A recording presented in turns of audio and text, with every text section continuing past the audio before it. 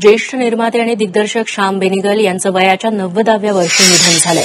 त्यांना बऱ्याच दिवसांपासून क्रोनिक किडनीचा त्रास होता. मुंबईतल्या घरी त्यांनी अखेरचा श्वास घेतला. श्याम बेनेगल यांनी समांतर सिनेमांना वेगळ्या उंचीवर नेऊन ठेवलं. त्यांनी दिग्दर्शित केलेले अंकुर, मंथन, निशांत, भूमिका, जुबैदा हे सिनेमे आजही सिनेरसिकांच्या स्मरणात आहेत. त्यांनी आपल्या कारकिर्दीत 7 वेळा राष्ट्रीय चित्रपट पुरस्कार मिळवलेत.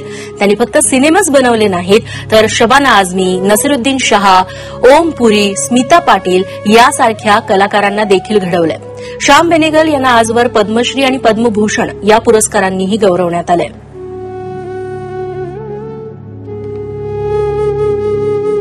दरम्यान मुख्यमंत्री देवेंद्र फडणवीस यांनीही बेनेगल यांच्या कार्याला उजाळा देत त्यांना श्रद्धांजली अर्पण केली आहे.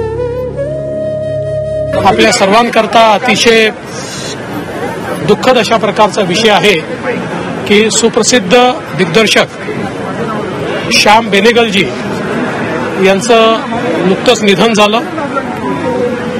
श्याम बेनेगल हे नाव आपल्या चित्रपटसृष्टीमध्ये अत्यंत आदराने घेतलं जाणारं नाव आहे.